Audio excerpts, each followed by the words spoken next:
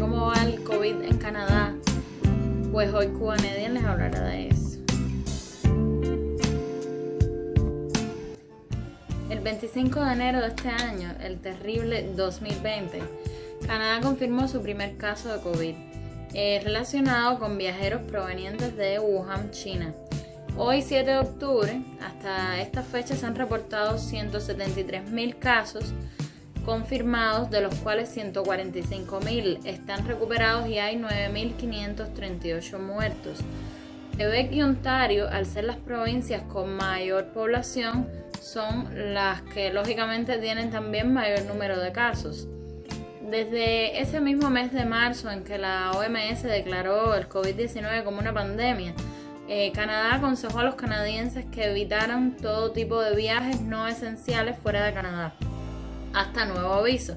Ojo, esto no es obligatorio, sí podemos salir, pero no se aconseja viajar, y además uno tiene que luego enfrentarse a las consecuencias que tenga posteriormente, como por ejemplo no poder retornar a Canadá por cierre de aeropuertos en otros países, o someterse a 14 días de cuarentena, que por cierto la sanción a quien viole una restricción de cuarentena es una multa de hasta $750,000 o prisión por 6 meses.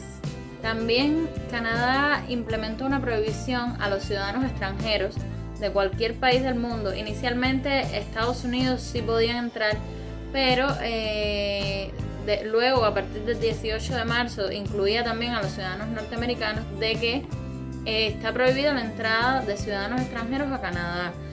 La frontera entre Canadá y Estados Unidos cerró para viajes no esenciales, y además se redirigieron todos los vuelos que llegaban internacionales a 4 aeropuertos de Canadá: Calgary, Vancouver, Toronto y Montreal.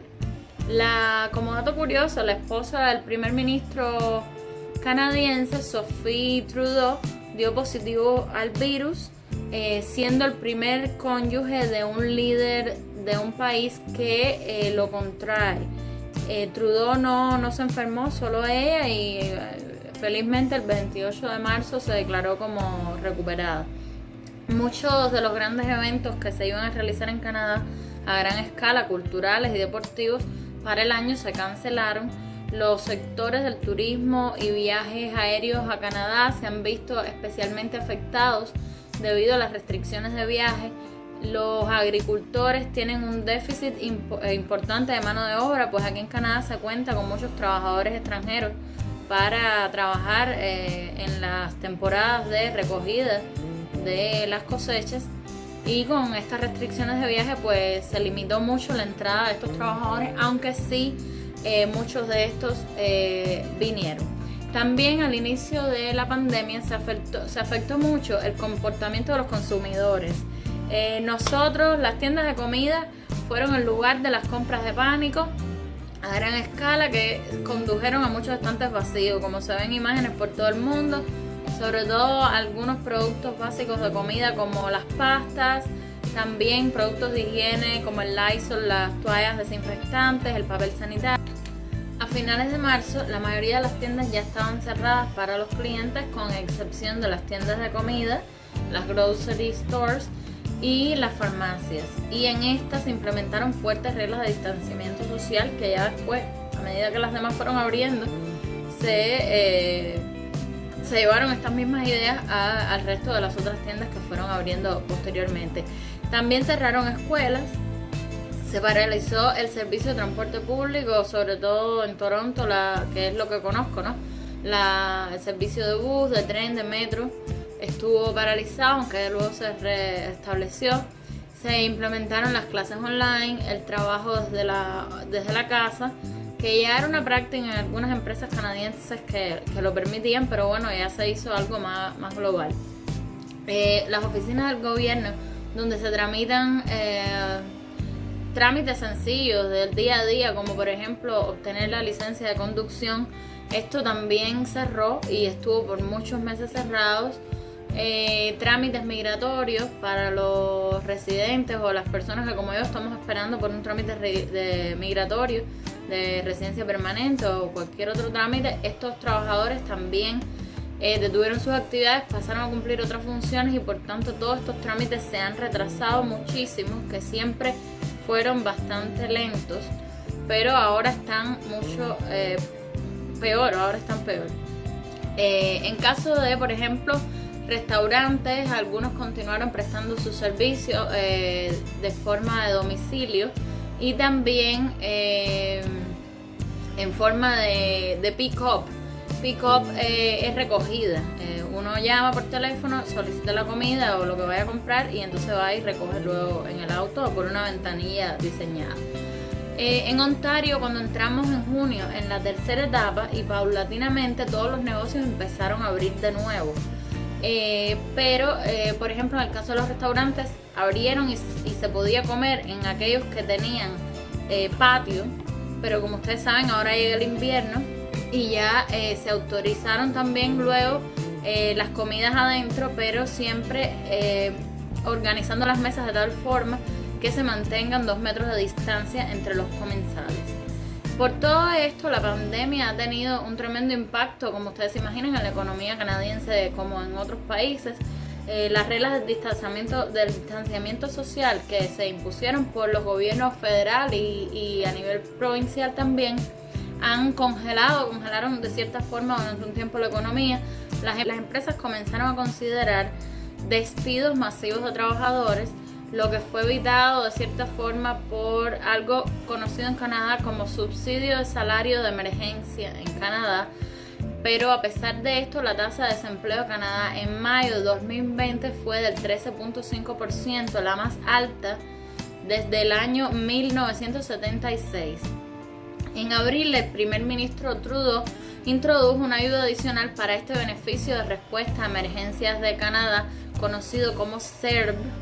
Este beneficio es una ayuda financiera a empleados y también a dueños de negocios privados que tuvieron directamente una afectación de la pandemia, y desde esa fecha los que fueran elegibles para cobrar esto se les pagaba, o se les está pagando, ya creo que culminó ahora en septiembre, un monto de $2,000 al mes, $500 semanal.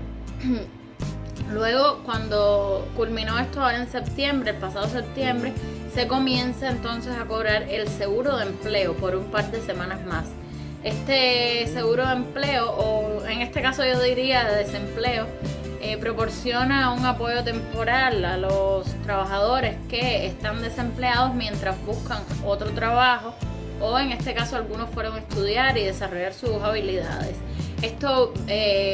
Este seguro de empleo es el que cubre también, es algo que ya existía desde hace años, es el que cubre también, por ejemplo, la licencia de maternidad o la enfermedad o cualquier otro evento específico de vida.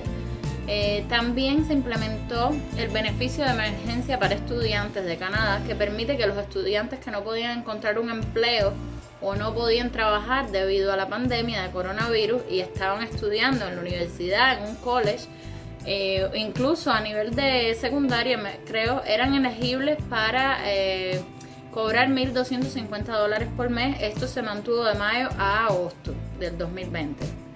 En abril también se reveló lamentablemente que hasta esas fechas, durante esos primeros meses, el 79% de todas las muertes en el país estaban conectadas hasta ese momento con atención a largo plazo y hogares de ancianos.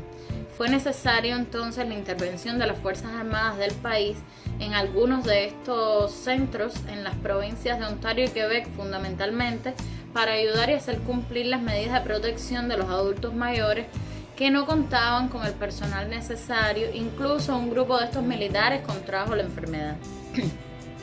Al principio de la pandemia, el uso de máscaras en Canadá se recomendaba por las autoridades de salud, pero realmente no era obligatorio.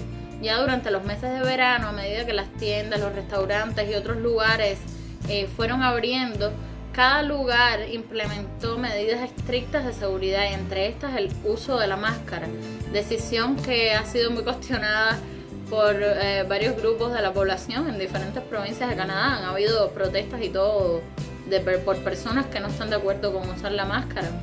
Pero bueno, todavía hoy hay provincias en que se ve a la población yendo a estos lugares sin usar la máscara. Aunque aquí donde yo vivo en Ontario, sí, generalmente se ve bastante disciplina. Casi todo el mundo, cuando uno va a un lugar, ve que todo el mundo está con su máscara. No, yo no veo tanta indisciplina aquí, pero me han dicho en otras provincias no pasa lo mismo. En Canadá, no sé si ustedes saben, pero el 90% de la atención de salud es gratis, no por seguro, es gratis. Solamente la atención estomatológica y creo rehabilitación y algunas otras cosas sí se pagan o se adquiere un seguro para pagarlas, pero el resto de la salud es gratis. Y sin embargo, cuando te enfermas de COVID-19, hay varios centros para realizarse el test, pero a diferencia de Cuba, que quizás a ustedes les llame la atención, ni te aíslan ni te ingresan en un hospital por tener COVID, a menos que estés en un estado grave, síntomas críticos. Lo que está establecido por el gobierno aquí es que si te enfermas te quedas en la casa y te autoaíslas, manteniendo distanciamiento de tus familiares en la mayor medida posible. Y esto es muy criticado porque a pesar de que el gobierno de cierta forma por correo electrónico y llamadas te chequea a ver si estás haciendo tu cuarentena en tu casa o en el lugar designado, es una responsabilidad personal el no salir, el no tratar de estar en contacto con otras personas, y por lo tanto es muy sencillo yo lo veo muy sencillo que se continúe la transmisión. Esto es muy criticado incluso por canadienses también. El índice de mortalidad del virus en Canadá está, según mis cálculos por las estadísticas que salen online, es de 5.05 comparado con el de Cuba, que está como un 2.08, y a nivel mundial 3.4. O sea, yo considero que el índice de mortalidad aquí en Canadá es alto. Pudiera ser mucho mejor teniendo en cuenta las tecnologías y la calidad del sistema de atención de salud, que es público, en fin, pero lamentablemente es bastante alto. El movimiento entre las provincias está permitido, pero cada provincia tiene sus diferentes restricciones y exenciones. Las más controversiales han sido las restricciones impuestas por las 4 provincias de Canadá que forman la llamada burbuja del Atlántico. Son las provincias que están más al este, más al Atlántico. Son las provincias de Newfoundland, Nueva Escocia, New Brunswick y la isla del Príncipe Eduardo. Los residentes de estas provincias pueden circular libremente entre estas 4 provincias, pero los viajeros que se conocen como no atlánticos, como nosotros que vivimos en Ontario o en otra provincia que no sean estas 4, si vamos a una de estas 4 provincias, enfrentamos restricciones, requisitos de registro, una estricta orden de aislamiento durante 2 semanas. Y aunque las medidas han sido difíciles para muchos y cuestionadas, también han sido una de las principales razones, según los expertos de salud, de que la región del Atlántico de Canadá ha tenido un éxito notable de la eliminación completamente de la transmisión comunitaria de COVID. Los casos nuevos que ellos están teniendo son de viajeros que vienen de otras provincias, de otros países, no tienen transmisión comunitaria al día de hoy. Durante estos meses y hasta la fecha ha habido también un aumento significativo de casos en personas menores de 40 años. Igualmente, personas jóvenes, esto durante el verano fue muy popular, todos a la playa, las personas tenían deseos de salir. En Canadá es muy difícil que después de 8 meses de invierno prácticamente, los jóvenes y todo el mundo no salga de sus casas, se mantenga encerrados durante los meses de verano. Pues entonces, durante estos meses, las personas jóvenes sobre todo fueron el incremento mayor de casos, y se ha mantenido lamentablemente durante septiembre y sigue en octubre, presentándose que la mayor cantidad de casos nuevos son personas jóvenes. También se reportaron muchísimos casos de trabajadores extranjeros con permiso de trabajo en Canadá que contrajeron la enfermedad, principalmente en el sector de la agricultura. En este mes de octubre ya se va teniendo una mayor cantidad de casos diarios que los que se tuvo a inicios de la pandemia en Canadá, lo que es muy mal. La curva bajó y ahora en este mes de octubre ha empezado a subir. Ya estamos superando el número de casos diarios que tuvimos, por ejemplo, en abril o en mayo. Esto hace que muchas personas se pregunten, ¿volveremos a la etapa 1 o 2 de la pandemia en el país? cerrarán nuevamente todas estas oficinas, los comercios, las provincias. Hay mucha incertidumbre al respecto. En un par de semanas se anunció felizmente que una posible vacuna COVID-19 desarrollada en la provincia de Quebec se convertirá en la primera vacuna candidata de fabricación canadiense a participar en ensayos con humanos en estas próximas semanas. Hasta entonces, amigos de todo el mundo y de Cuba principalmente, cuídense, sean responsables con su vida, tampoco caigan en excesos de estar súper en cuarentena, porque yo pienso, en mi opinión, que con control y cumplimiento de estas medidas orientadas por las autoridades de salud, y no solo las autoridades locales lo que le digan en su país, sino también infórmense con las autoridades de salud internacionales, la Organización Mundial de la Salud. En mi opinión, yo pienso que podamos continuar con nuestras rutinas y nuestra vida sin demasiados cambios, y que bueno, algún día volveremos a ver a nuestros amigos, a nuestros familiares que están lejos. Si les gustó este video, dale like, suscríbete, toca la campanita para que seas de los primeros en enterarse sobre lo nuevo de Cubanedia. Besos.